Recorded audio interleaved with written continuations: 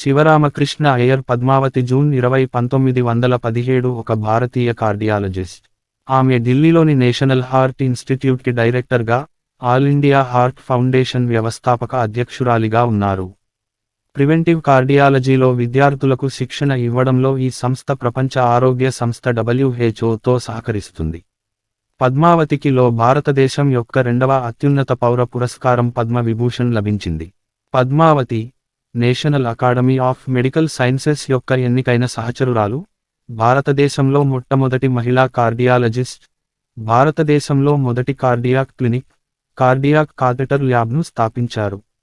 Padmavati 1917 June 20న Burma మయన్మార్లో ఒక బారిస్టర్కు జన్మించింది. ఆమెకు 3 సోదరులు, 2 సోదరీమణులు ఉన్నారు. ఆమెది రెండవ ప్రపంచ యుద్ధం యొక్క తీవ్రమైన రోజులలో సాగు చేయబడిన ఒక లొంగని ఆత్మ యొక్క కథ. 1942లో మయన్మార్పై జపాన్ దండయాత్ర చేయడం వల్ల పద్మావతి, ఆమె తల్లి, సోదరీమణులు మయన్మార్ను విడిచిపెట్టి మయన్మార్ని తమిళనాడులోని తమిళనాడు రాష్ట్రంలోని కోయంబత్తూరుకు పారిపోయారు. వారి మగ బంధువులను విడిచిపెట్టారు. 1945లో యుద్ధం ముగిసిన తర్వాత మాత్రమే కుటుంబం తిరిగి ఒక్కటైంది. ఆమె రంగూన్ మెడికల్ కాలేజ్, రంగూన్ నుండి bachelor of medicine, bachelor of surgery డిగ్రీని పొందింది. తరువాత 1949లో లండన్కు వెళ్ళింది. అక్కడ ఆమె రాయల్ కాలేజ్ ఆఫ్ ఫిజిషియన్స్ నుండి ఎఫ్ఆర్సిపిని అందుకుంది. తర్వాత ఎడిన్బర్గ్లోని రాయల్ కాలేజ్ ఆఫ్ ఫిజిషియన్స్ నుండి ఎఫ్ఆర్సిపిని అందుకుంది. ఆమె యునైటెడ్ కింగ్డమ్లో ఉన్న సమయంలో, ఆమె National Heart Hospital, National Chest Hospital, National Hospital, Queens Square, లండన్లో పనిచేసింది. తదనంతరం, ఆమె ఎఫ్ఆర్సిపి పూర్తి చేసిన తర్వాత, ఆమె 3 నెలల పాటు స్వీడన్కు వెళ్లారు. అక్కడ ఆమె సదరన్ హాస్పిటల్లో కార్డియాలజీ కోర్సులు తీసుకుంది. ఇంతలో, ఆమె జాన్స్ హాప్కిన్స్ విశ్వవిద్యాలయంలో భాగమైన బాల్టిమోర్లోని జాన్స్ హాప్కిన్స్ హాస్పిటల్లో ఫెలోషిప్ కోసం దరఖాస్తు చేసింది, ఎంపికైంది. ప్రముఖ కార్డియాలజిస్ట్ హెలెన్ టౌసిక్తో కలిసి చదువుకుంది. 1952లో, ఆమె హార్వర్డ్ మెడికల్ స్కూల్ హార్వర్డ్ యూనివర్సిటీలో చేరింది. అక్కడ ఆమె ఆధునిక కార్డియాలజీలో అగ్రగామి అయిన పాల్ డడ్లీ వైట్ వద్ద చదువుకుంది. తిరిగి భారతదేశంలో, ఆమె 1953లో ఢిల్లీలోని లేడీ హార్డింగ్ మెడికల్ కాలేజీలో లెక్చరర్గా తన వృత్తిని ప్రారంభించింది. అక్కడ ఆమె కార్డియాలజీ క్లినిక్ని ప్రారంభించింది. 1954లో, భారతదేశంలోని మొట్టమొదటి కొద్దిమంది మహిళా కార్డియాలజిస్టులలో ఆమె ఒకరు.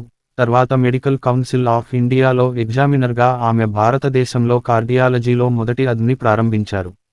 ఆమె 1962లో all India heart foundation AIH చీఫ్ని స్థాపించారు.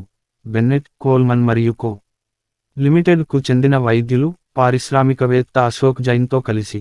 ఆమె 1967లో ఢిల్లీలోని మౌలానా ఆజాద్ మెడికల్ కాలేజీలో చేరారు.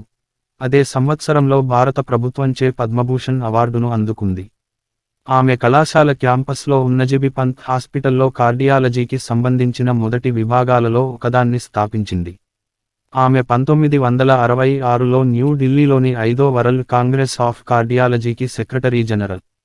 1970వ దశకంలో, ఆమె అదే సమయంలో 3 ప్రధాన సంస్థలకు చీఫ్ అడ్మినిస్ట్రేటర్గా ఉన్నారు: Maulana Azad medical college, Loknayak hospital, GB Pant hospital. ఆమె 1978లో మౌలానా ఆజాద్ వైద్య కళాశాల డైరెక్టర్ ప్రిన్సిపాల్గా పదవీ విరమణ చేశారు. పదవీ విరమణ తర్వాత, ఆమె 1981లో దక్షిణ ఢిల్లీలో ఆల్ ఇండియా హార్ట్ ఫౌండేషన్ ఆధ్వర్యంలో నేషనల్ హార్ట్ ఇన్స్టిట్యూట్ NHIని స్థాపించారు. ఇది తృతీయ రోగుల సంరక్షణ, పరిశోధన, జనాభా ఔట్రీచ్లను చేర్చడానికి తదుపరి సంవత్సరాల్లో విస్తరించింది. ఆమె పనిని కొనసాగించింది.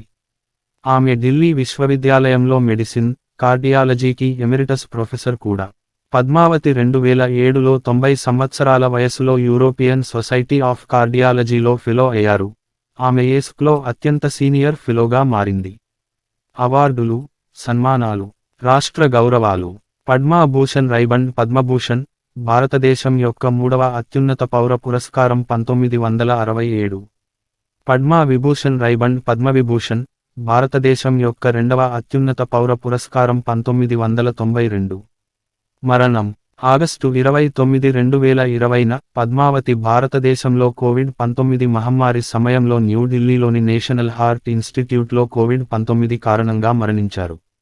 ఆమె మరణించే సమయానికి ఆమె వయస్సు 103, భారతదేశంలో జీవించి ఉన్న అతిపెద్ద వైద్యురాలు. ఆమె మృతదేహాన్ని న్యూఢిల్లీలోని పంజాబీ బాగ్లోని ప్రత్యేక కోవిడ్-19 శ్మశానవాటికలో దహనం చేశారు.